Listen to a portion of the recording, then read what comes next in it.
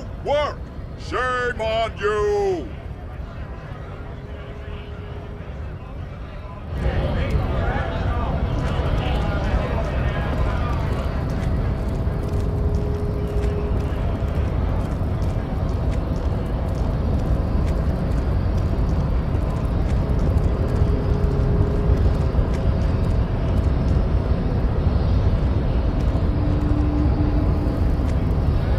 The unpromising race pupil returns.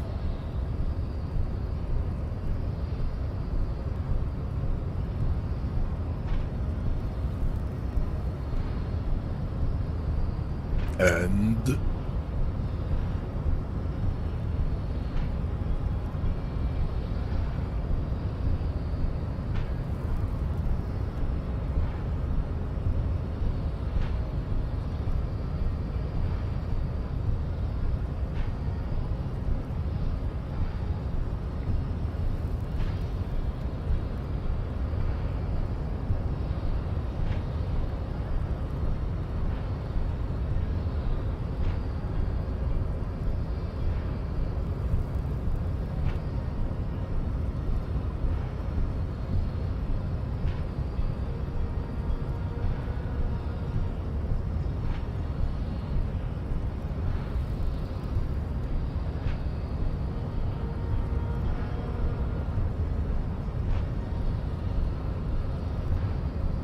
look, babe. The rich man has humiliated and emasculated this couple. He can only think in base materialist categories and feminine abstractions like money.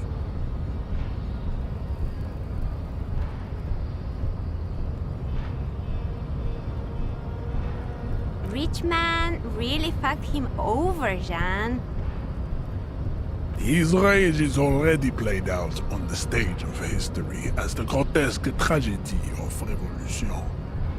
All it can accomplish now is impotent academic text and neurosyphilitic rock and roll melancholia. Impotent class warrior, I take pity on you. You clearly want to enter the harbor bad, like a little boy who wants to go on the potty. I can press the button for you. It will open the door. Very well. You may enter the door once. Our race conversation here has concluded. Finally. Let's go.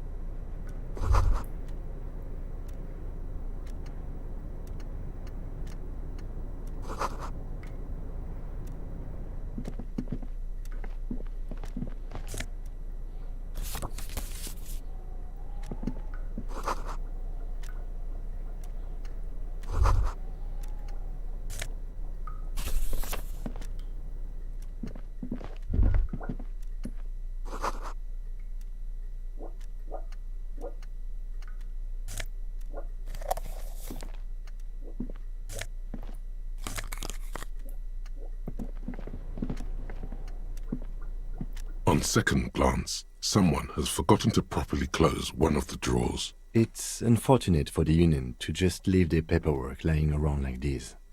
Let's see what's inside, he thinks. The drawer opens smoothly. Inside is a well-organized selection of brown folders. Hundreds of documents containing logistical data. Two kinds of transactions stand out. Materials coming into Revachol from the outside world, from Muindi, Grad, and even Ilmara. And the same materials being handed over to companies inside Revachol, Kuron, Coal City, La Delta, and Jamrock are listed among the many districts where the imports are being sold. It's hard to make sense of this thicket of company names, dates, quantities, and percentages. You try to focus, but the lines are getting blurry.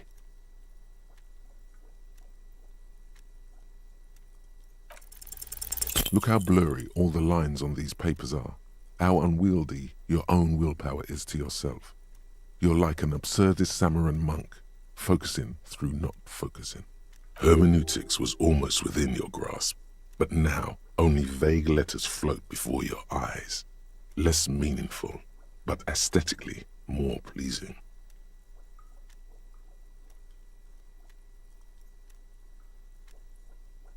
Is that what you're doing with those folders over there? Good. This is probably not relevant to our case anyway. After all, we are not investigating an accounting mystery. Hundreds of documents containing logistics and the same materials being handed over to You already went through all of these. The drawer slides shut.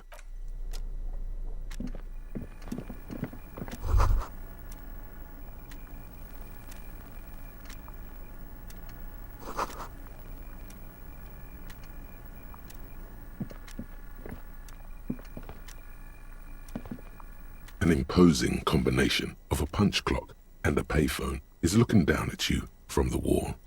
A note on the side says, "Tokens unavailable due to strike. Use change." The machine swallows your coin and seems to be waiting for your next move. It's unclear whether you actually have muscle memory. Right now, your finger is just drawing vaguely occult patterns in the air. Undoubtedly, no. Sure, why not? Muscle, nothing tricky about that. You just do, fail, repeat, until it works. All it takes is motivation and practice.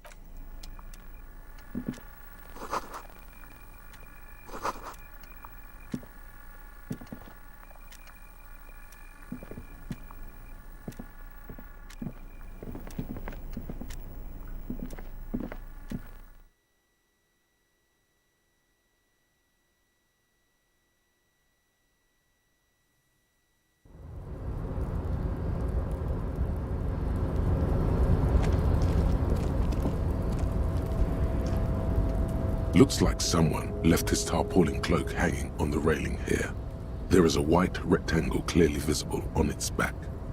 This is your cloak. You can feel it. Yes, it does bear the RCM insignia, and we are the only detectives in Martinez. The service cloak issued to you by your station? Yes, I do. As your fingers touch the tarpaulin, it almost feels like the cloak wants to deliver a message of comfort through your fingertips. I will shield you from the elements and give my life for yours. That's what the cloak is relaying.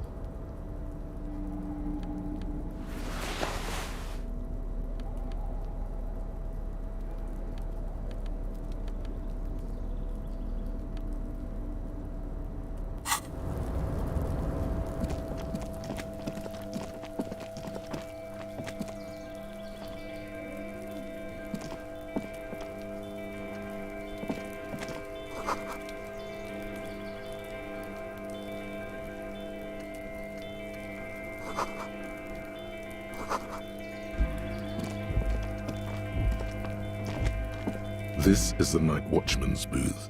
The name on the door reads, René Arnaud.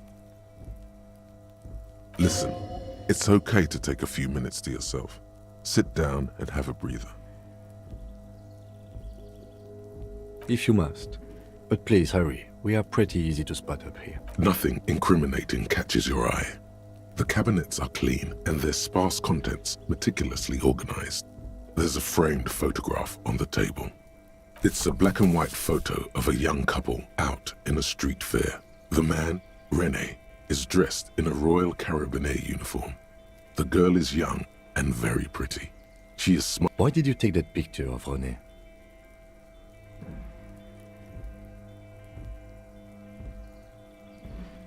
Fine, but let's move. I don't want to be seen snooping around here. The chair is not as austere as the rest of the booth. A thin grey pillow is attached to the seat, secured to the stiles by black ribbons. Stale air floods through your nostrils. Not a single mote of dust floats inside your lungs, though. The inside of the booth is immaculate.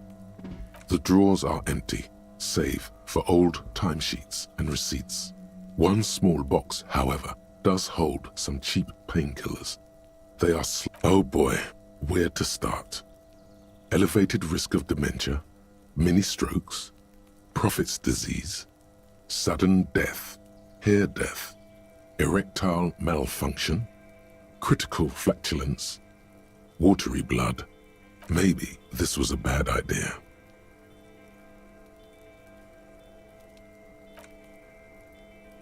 You stand and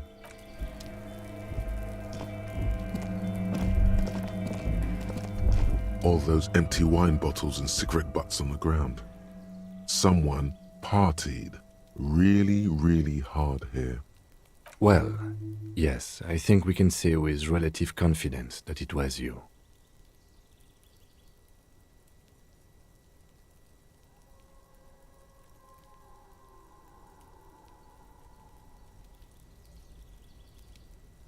Yes, this looks pretty advanced, all right. For now, let's just move on.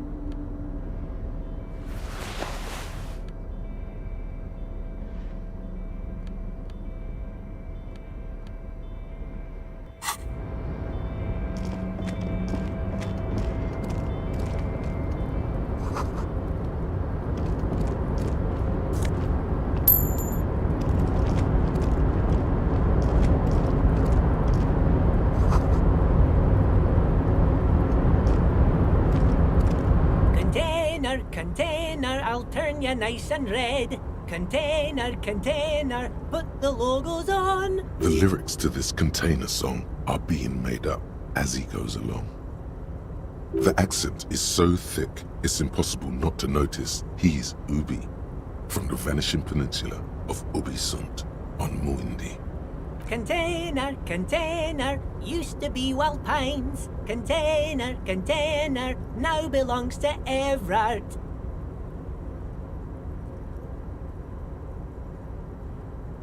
Everard, Everard, Everard, he looks after everyone. Huh? Well, I see you are not a union man, mister. Did you get lost? You're not one of them scabs, are you? I mean, I don't personally mind. Folks is just folks, you know, and folks gotta eat. Just some of the other guys don't look too kindly on the scabbing kind, if you know what I mean, mister. Oh yes, born and raised in Irish, mister. Mum had to leave my dad after he got a bit violent. Took us here to the new world. I was about 10 then, too old to lose my accent then.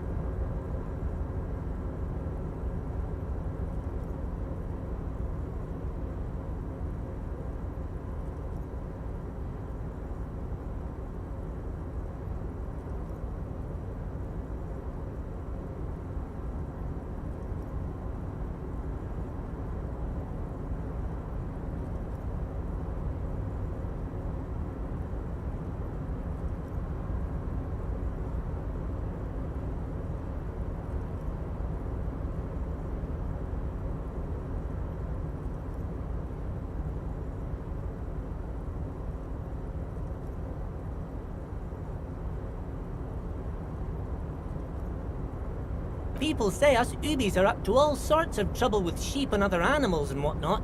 I just want you to know there was never any of that where I come from. No, sir. Those are just nasty rumors. Thank you for clarifying that, sir. Oh, I'm just making some covers for them containers here. Yes, I am. Yes, I am. So it's easier for the crane operators to spot them.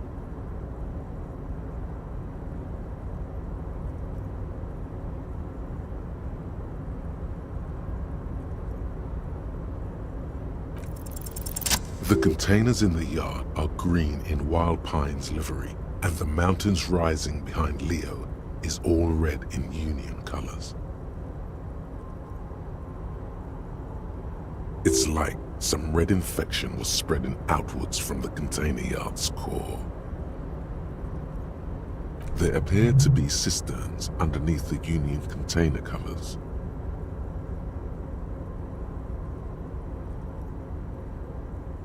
Yes, they are hiding it from the inside. All the red containers have the Debarders Union logo on them. Yes, they are hiding it from the inside. All the red containers have the Debarders Union logo on them. No, not really. Mr. Everett doesn't tell me all the big things. Says I go and tell them to everyone. Oh, I don't know, mister. They say it's some chemicals. Most of them have labels on them, I think. Oh, no trouble at all, mister. No trouble at all. Oh, most of the guys are down at the gates, keeping the scabs from coming in. We're on a strike. The whole union is. You don't have to work when you're on strike. Ha! We haven't worked for 2 months now. So no one is working? Not everyone is down there, of course. Mr. Everard is in his office, where he always is, and Jean-Luc is guarding the gate. But Titus and his boys got into some drunken trouble and Everard sent them on a nice vacation, for a week or so. Oh, I'm not really supposed to talk about that. That's union business. Him and his boys stirred up something in town. Probably drank too much and got into a fight or something. I heard Mr. Everett telling them to take some time off. I guess the boys got a bit too rowdy and had to let out some steam. I don't really know the details. That's just how boys are, you know. I haven't been in a fight since I was in middle school. Easy, Leo. Let's keep this on the hearties.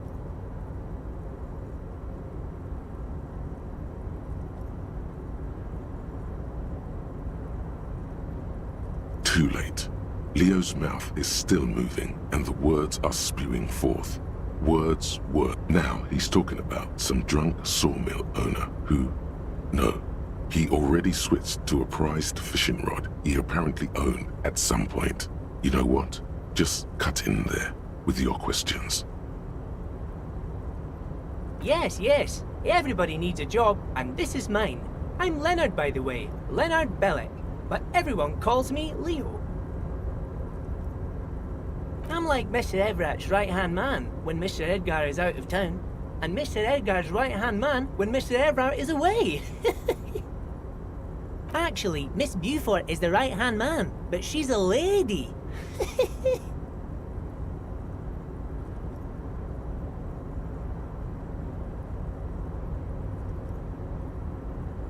Who is this, Miss Beaufort?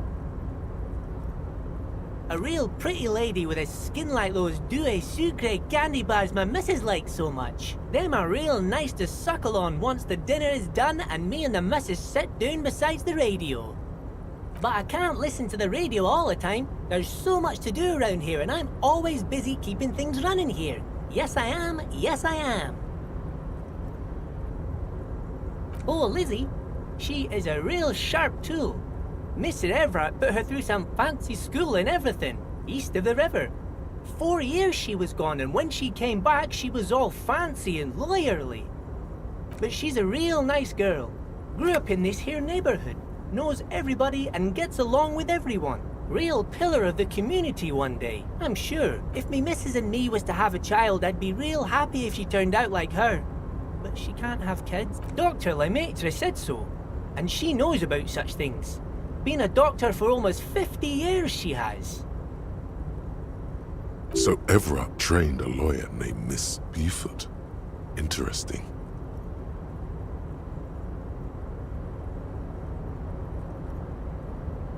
Yes, this place really seems to run like clockwork.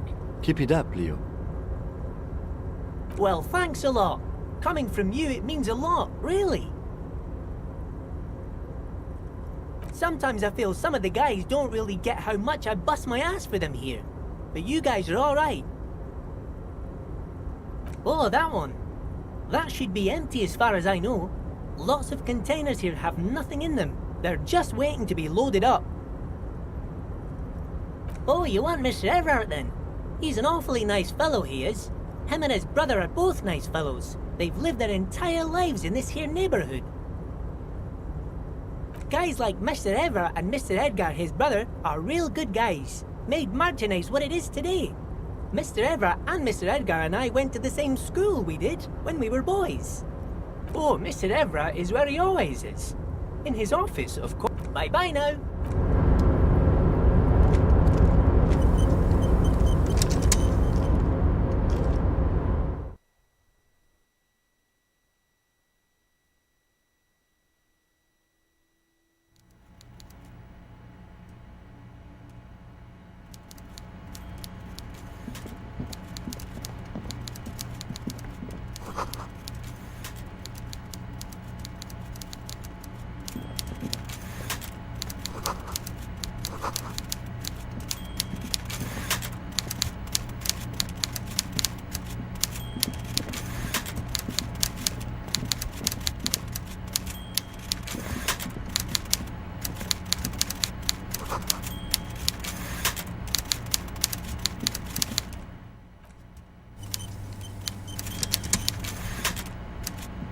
Before you is a walrus of a man seated behind a large desk.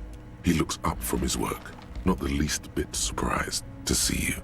With great effort, he straightens himself up in his chair, yet says nothing. He simply stares at you. Have a good day, Mr. Dubois. I'm sure I'll be seeing you around. Mr. Dubois, I hope time is on your side this time.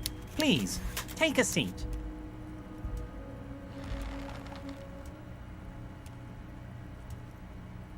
Please, Mr. Dubois, Let us converse in a civilized manner, as equals. Take a seat.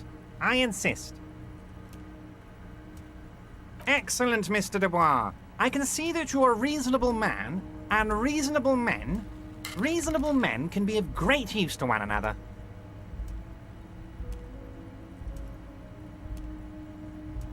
So tell me, how can the head of the Debarders Union help a representative of the Revachol Citizens Militia today? The chair you're sitting on has got to be the most uncomfortable chair in the world. It's violation. Oh, by the way, I heard you got a rather rude reception from a certain Lawrence Gart.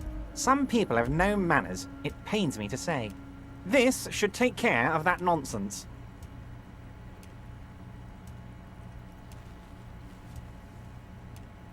It should be sufficient to cover your expenses for a few days and patch over your differences with a cafeteria manager. Go ahead, take it. Wow, that's 25 real. That's good money. You need it.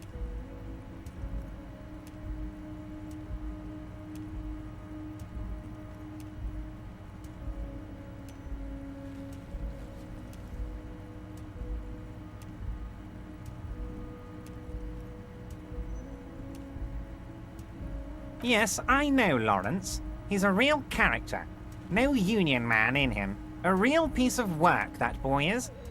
With a grin, he points to the checker game. It's like you're on a game show. At least don't thank him for it.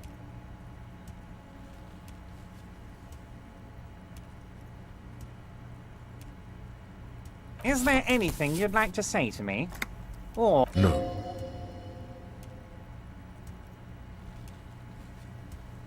Cool? I wouldn't go that far. I'm sure there are cooler things than delivering a comically oversized novelty check to a cafeteria manager. Now, I'd like to set your mind at ease about one other matter. Your lost gun. Let me assure you, Union people... His slug-like lips move, but all you hear is an echo. Lost. The world is swallowed by a black hole of fear. Only 2 words escape its gravitational pull. Lost and gun.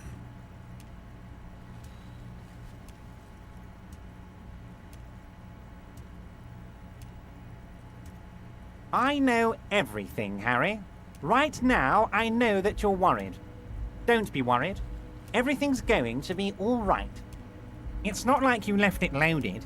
You didn't lose a loaded gun. Local children aren't out there playing with it right now, pointing it into their own mouths. It's in a safe place. I just know it. It was loaded. There were 2 bullets in it. You always keep at least 2 barrels loaded.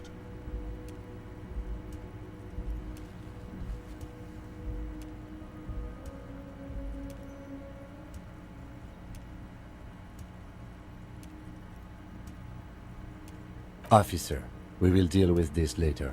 We don't need Mr. Clare's help with this. I wouldn't be so sure about that.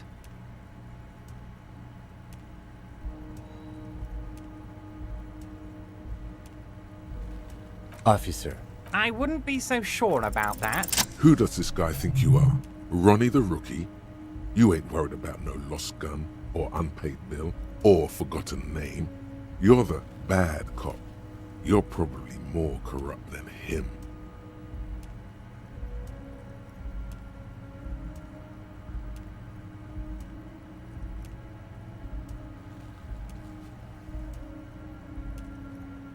The fat man does the same, sinking deeper into his chair than one would think is physically possible. Good. Now lean in with some corruption. That we do, Harry. Let them say what they will about you and me. We're both born fighters.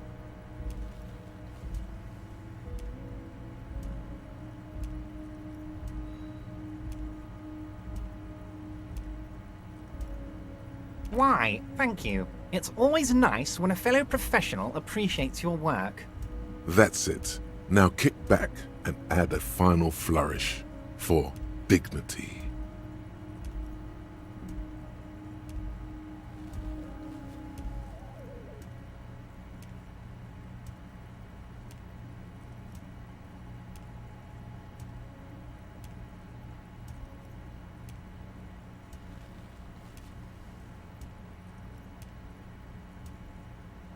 You strike me as a reasonable man, Harry. I like that in a law man. Let's cut to the chase, shall we? What can Everard Clare do for you? I think we'd like to ask you a few questions. Don't you think so, Detective?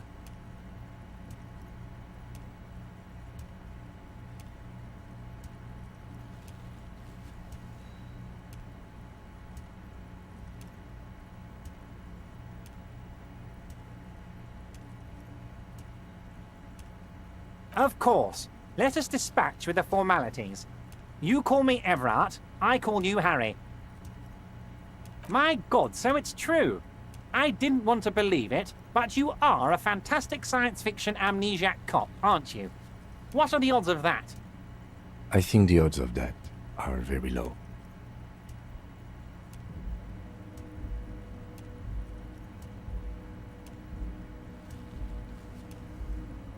So good to hear that, Harry. Apparently my sources were wrong. However, if you did have a spot of memory trouble, I could help you out. With my big fat folder. Words flow like a river of honey from his lips. It's just a brown folder. You can't make out what's written on it. Are you trying to tell me you've gotten hold of some of our documents? Mr. Kitsuragi, would you mind?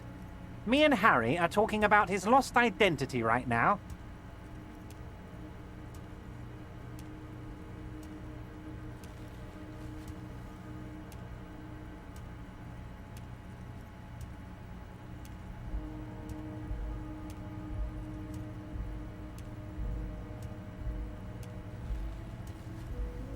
Ah, this? My friends in your organization gave it to me, Harry.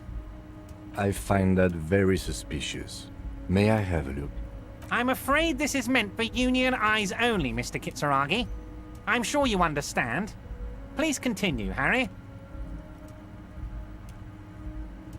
But of course, Harry. Your precinct is the 41st and you live in Jamrock. You're a Jamrock boy. A long way from home, but that's okay. Family? Harry, you're not a family man. There's not one peep of family in here.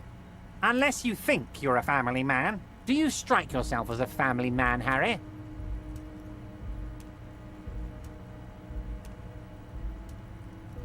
Well, yes.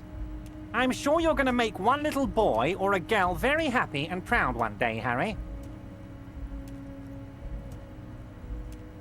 Well, Harry, if I were to sum you up in one word, it would be apologetic. Yes, you seem to be, a lot of the time, but right now there's no reason to be. Let loose a little. Be you. It's Harry. Harry Dubois. You don't feel like either one of these things. You know what your name is. You have a sophisticated name, like that of a count, or a beautiful man.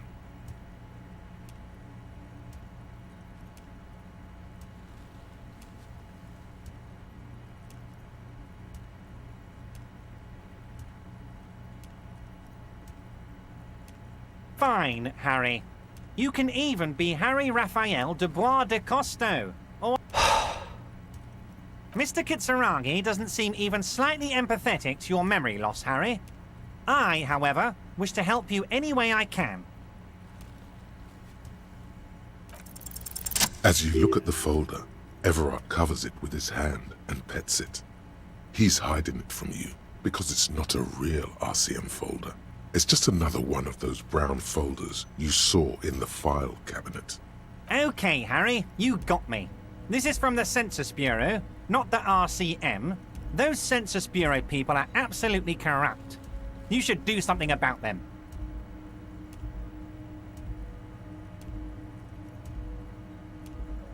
Yes, Mr. Kitsuragi from the Census Bureau. Like I said, now I'm actually a very busy man. So is there anything else I can do for you, Harry? That means he doesn't really know anything about you. A pity. The mystery of you will have to remain a mystery for the time being. Yes, that's what I said. Try to keep up, okay? Let's move on.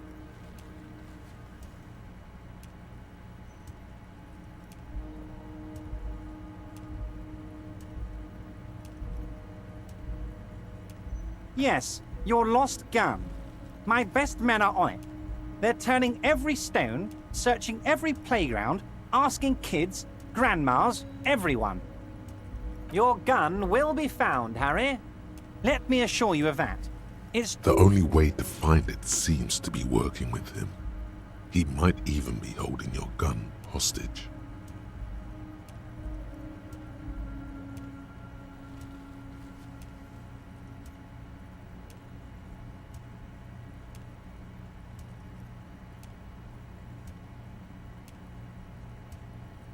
Who knows? Only one thing is certain. If you work with him, you're going to get it back. And working with him might be the only way to do it. Damn it, Harry. That's exactly what it means. I'm only kidding, of course. He is not. Of course. I understand. We help you, you help us.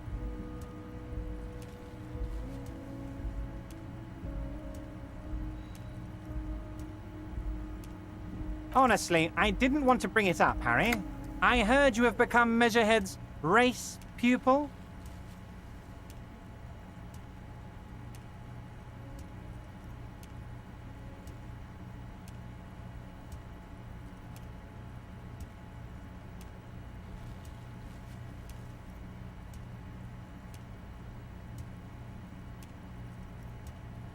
Of course, Harry, of course.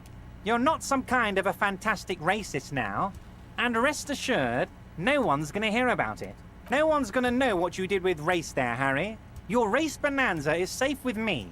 Word of how racy it got will never leave Martinez. You can see the map of Revachol in your head. Dozens of red arrows are pointing outwards from Martinez, moving all across the city. Anyway, I assure you, I am a very well-informed man. Information reaches me before I even get the chance to request it.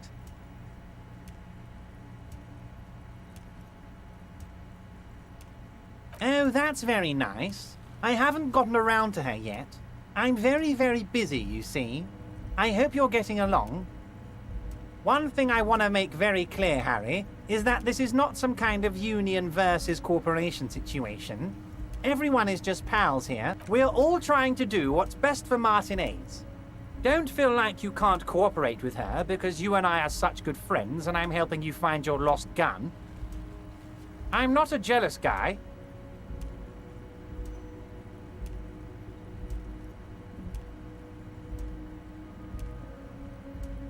If she actually wants to see me, she will find a way. Any good negotiator would. And I just don't have anything to discuss with a bad negotiator. He doesn't want to see her. It's as simple as that. What do you mean, Harry? Nothing. I let him go.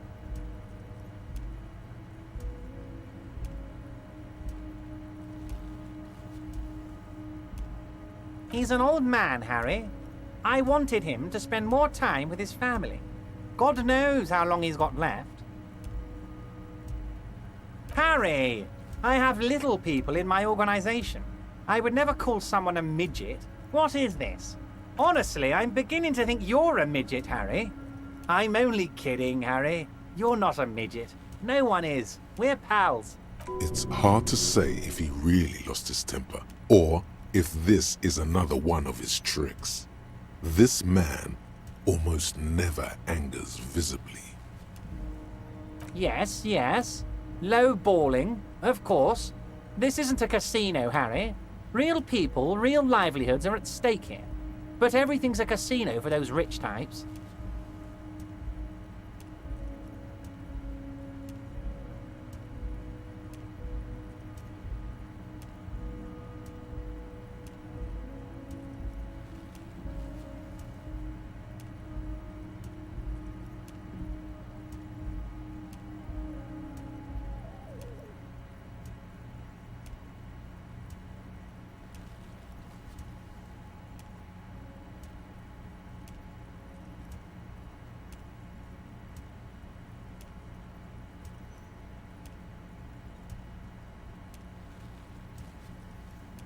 His expression makes it clear. This is childish and irresponsible behavior. Of course, Harry. Let me just assure you, I have no interest in what she is doing, but I myself have nothing to hide. Your business is your business. Tell her about all of it. My brother's picture, my singing swordfish clock. Tell her how overweight I am and how I'm helping you find your lost gun. It is rather interesting to tell people things about each other, isn't it? It was nice telling him about her, right? This is weird. Not nice weird, but okay.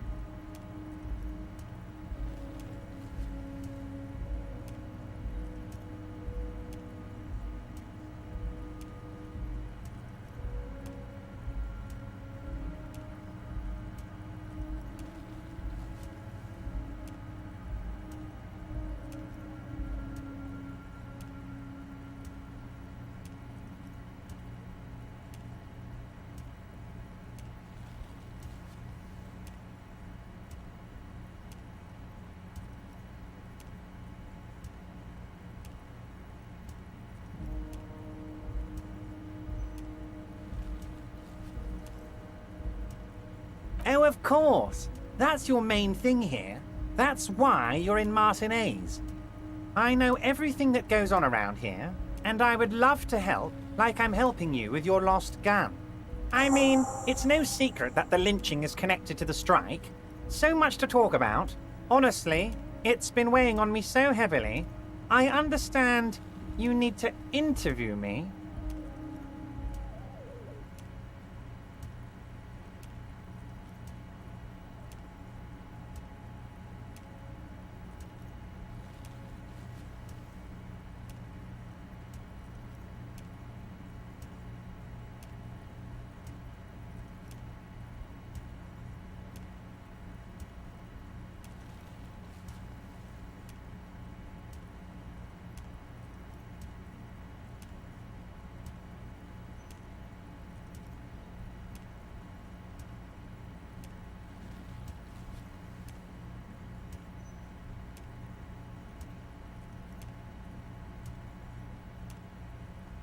But there's a thing that's been keeping me up at night. I want to talk about the hanging. I mean, if we could just calmly talk, exchange information, we could blow this thing wide open.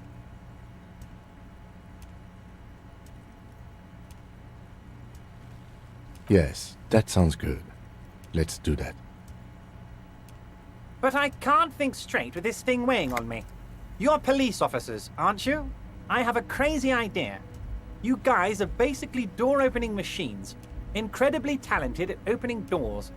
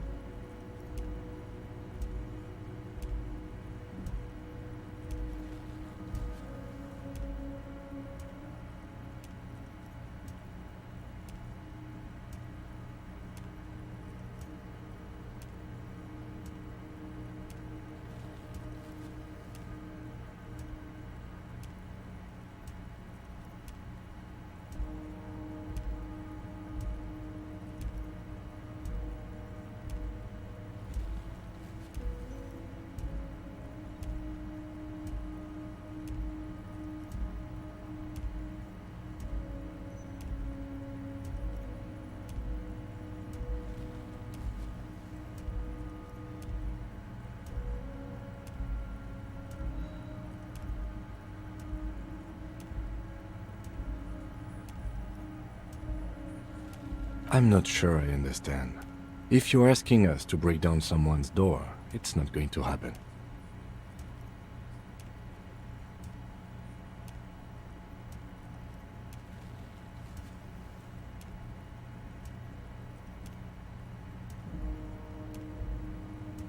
Come now. I just need you to go open a little door for me and leave it unlocked. A simple thing. Absolutely nothing shady about it. Does this jiggling ooze think he's going to use you? He's got another thing coming. Play his game, son, with your eyes peeled. He's going to slip up, and when he does, you're going to come out on top.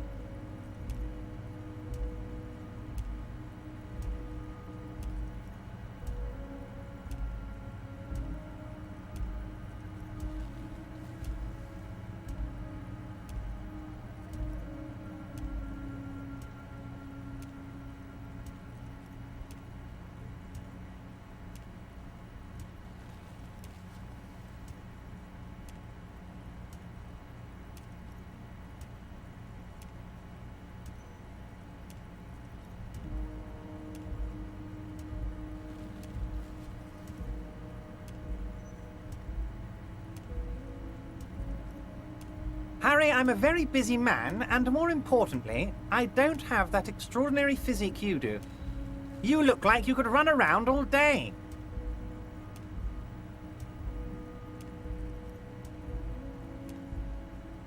You want to send someone a message that the police are working for you. I repeat, I'm a very, very busy man, Mr. Kitsuragi, and therefore I must occasionally enlist outside help.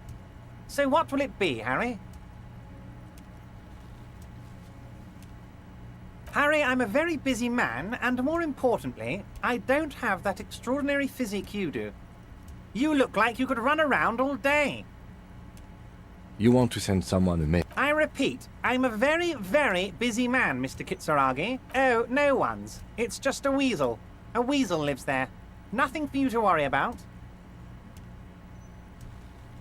A loud blabbering weasel. When weasels feel no one is watching, they start acting foolishly. Just go there, unlock the door, and leave it open. It's been such a burden on me, Harry. I just want this to be over so I can discuss business with you.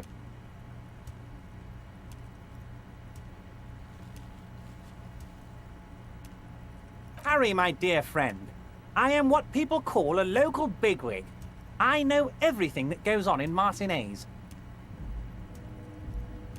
Of course, Harry, I understand. Perhaps this was just bad timing for you. Know that you can always come back to me. Yes, we both understand what you meant. This may be the only way, he thinks. I won't hold it against you. In fact, we probably should reconsider later.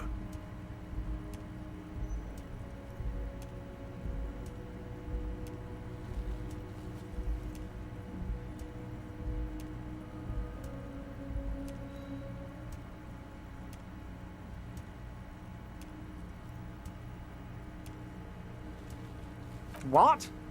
Harry, how could you say that to me? You know I appreciate a joke as much as any jolly fat guy, but I can't take slander. Are you actually investigating this?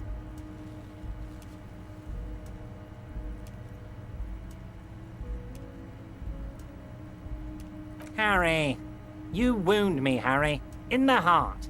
But I trust you to put this to bed. Do what you must, and let's change the subject, shall we? Thank you for your understanding. We will continue to do what we must. You too, Lieutenant. You know, I like you, but you never were my favorite. I'm a Harry guy. I'm Team Harry.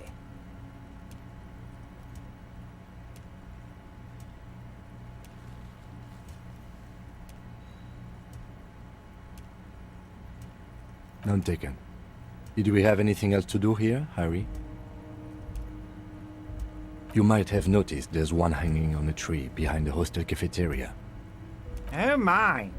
Don't take this question personally, but why would I get involved in this matter?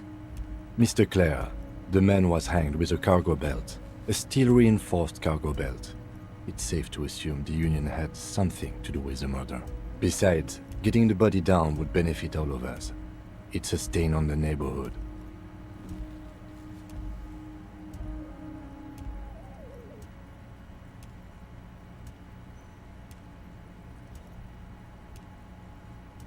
I can certainly see how having him up there might start affecting some real estate values. But of course, all joking aside, I am going to help you.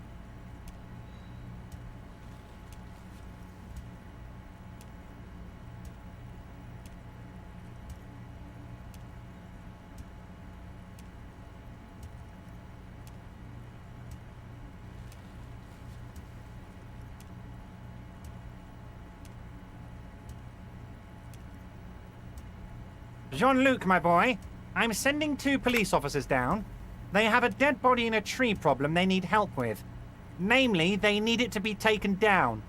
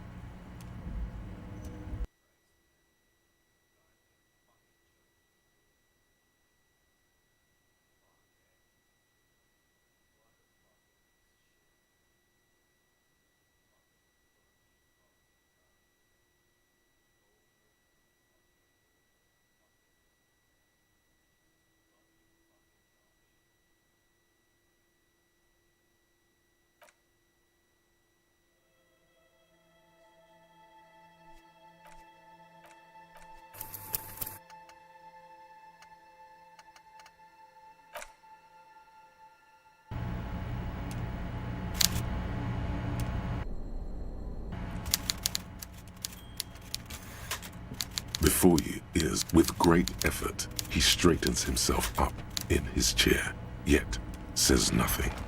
He simply stares at you.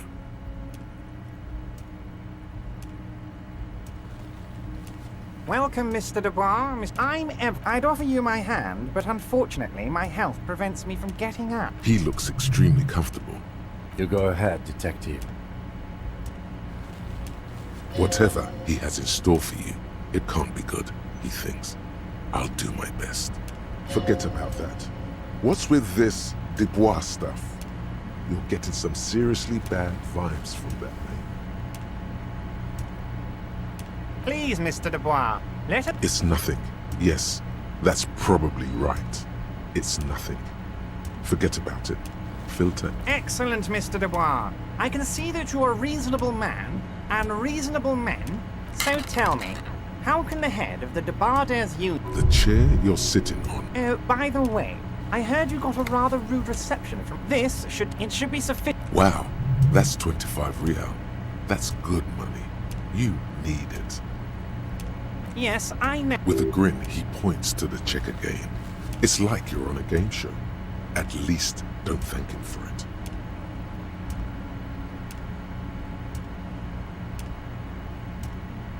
Is there anything you'd like... No. Cool. Now, His slug-like. The world is swallowed by a black hole of fear. Only 2 words escape its gravitational pull. Lost. I know it's not like... It was loaded. There were 2 bullets in it. You always... Officer, I wouldn't be so sure about that. God, you're sweating. Your knee is jerking. You're about... Mr. What is this, Mr. Dubois? He keeps repeating.